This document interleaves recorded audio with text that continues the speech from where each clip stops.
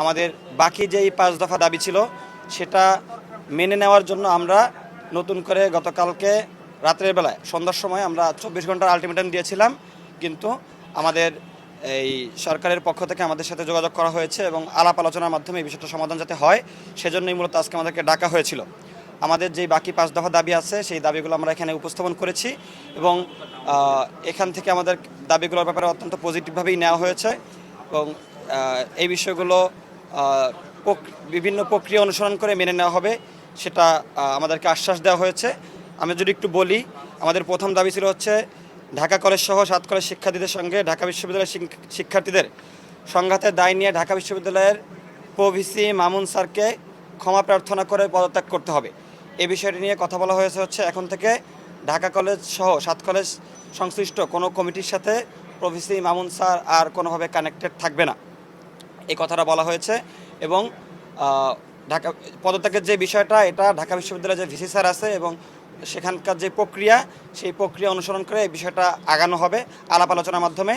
ওই দিন যে সকল শিক্ষার্থীরা জড়িত ছিল ওইখানে উপস্থিত ছিল তাদের সাথে আলাপ আলোচনার মাধ্যমে এই বিষয়টা আগানো হবে।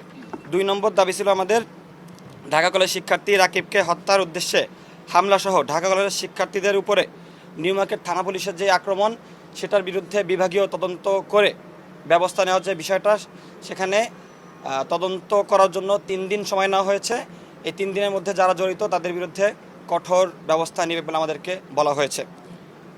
আমাদের 3 নম্বর দাবি যে ছিল ওই দিন আমাদের নারী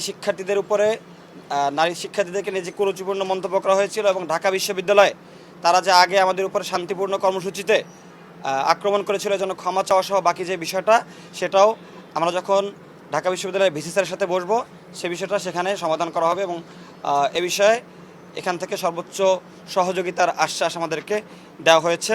চতুর্থ যে দাবিটা আমাদের অধিভুক্তি বাতিল, এটা গতকালকে হয়ে গিয়েছে, এটা নিয়ে আমরা কিছু বলতে চাচ্ছি না। আমাদের পঞ্চম যেই দাবিটা ছিল যে এই সামগ্রিক বিষয়টা মিটমাট করার জন্য শিক্ষার্থী উপদেষ্টা নাহিদ ইসলাম সহ যাদের সাথে বসার যে বিষয়টা সেটা আজকেই বসা হলো, এটাও মেনে নেওয়া হয়েছে।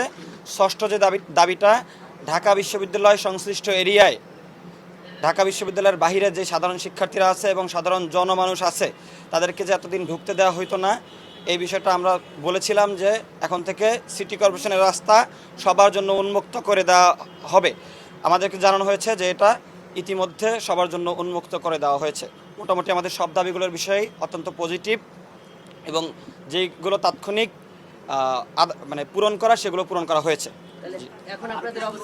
এখন আমরা হচ্ছে যে বলেছিলাম যে 24 ঘন্টা পরে আমরা 7 কলেজের সামনে থেকে ঢাকা বিশ্ববিদ্যালয়ের বাস সহ অন্যান্য বাস যে চলতে দিব না সহ যে কর্মসূচি এবং নিউ মার্কেট থানা ঘেরাওয়ার যে কর্মসূচি দিয়েছিলাম সেই কর্মসূচি আমরা প্রত্যাহার করে নিলাম।